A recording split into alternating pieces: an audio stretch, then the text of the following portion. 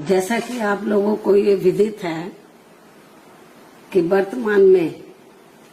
UP की आजमगढ़ लोकसभा की seat पर बाई इलेक्शन हो रहा है। इस बाई इलेक्शन में उपचुनाव में बीएसपी ने भी श्री शाह आलम उर्फ गुड्डू जमाली को चुनाव के मैदान में उतारा है। जो हमारे ये उम्मीदवार यहाँ के स्थानीय निवासी हैं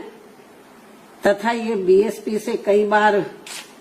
विधायक भी रहे हैं। इन्होंने कोरोना काल में वह बाढ़ आदि के समय में भी पीड़ित लोगों की काफी मदद की है। वैसे भी ये अक्सर जरूरतमंद लोगों की वहाँ काफी मदद करते रहते हैं और मदद भी केवल इन्होंने यहाँ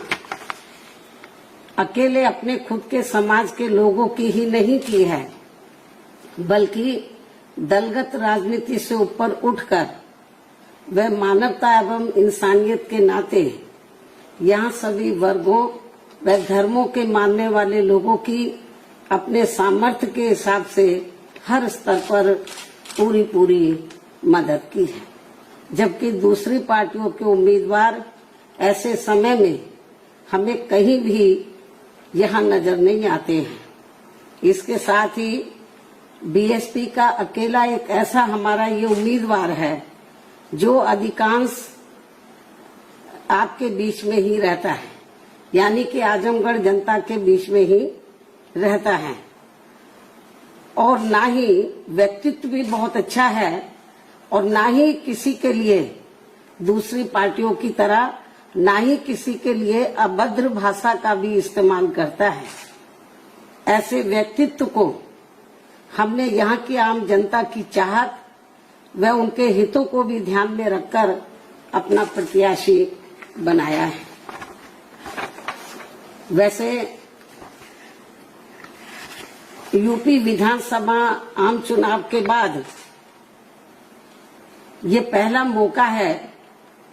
जब बीएसपी यहाँ ये उपचुनाव लड़ रही है।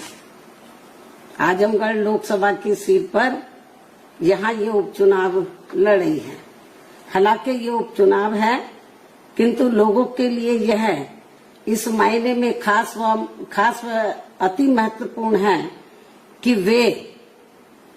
एक तीर से दो निशान करके पहले भाजपा को हराकर उनकी अग्निपथ आदि जैसी जन विरोधी नीतियों व बुलडोजर आदि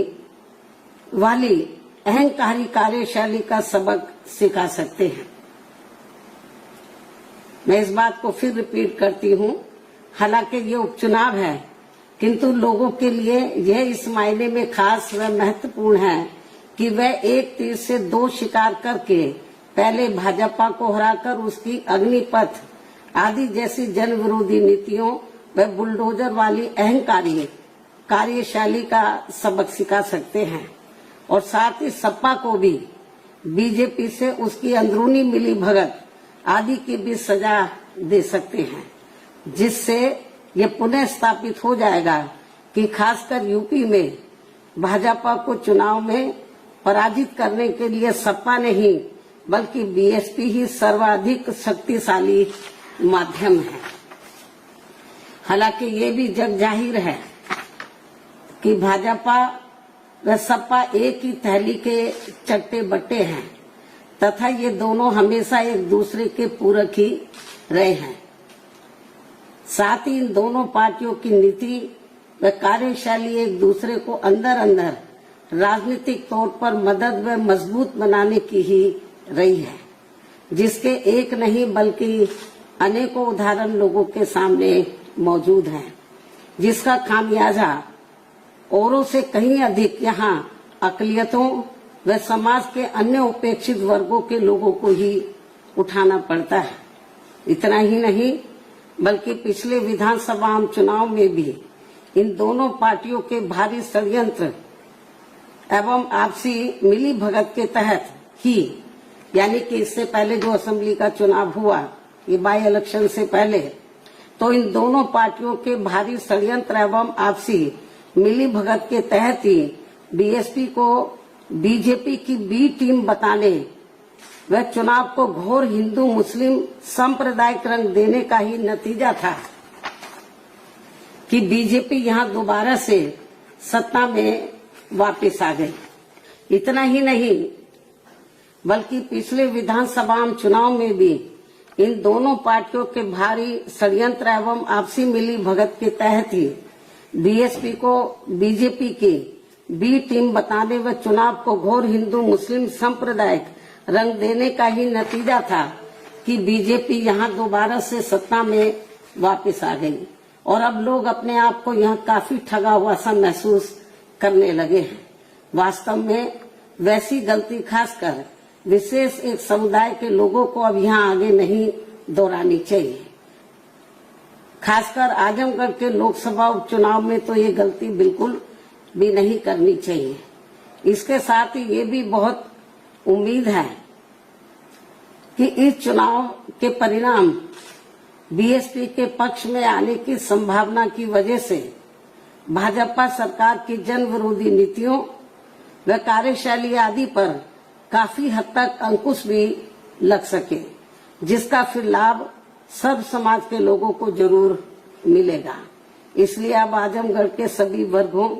व धर्मों के लोगों से मेरी पुरजोर यही अपील है कि वे यहां से बीएसपी के उम्मीदवार को जिताकर प्रदेश व देश को जनहित व देश हित का बड़ा संदेश जरूर दें। इस उम्मीद के साथ ही अब मैं अपनी बात यही समाप्त करती हूँ। धन्यवाद।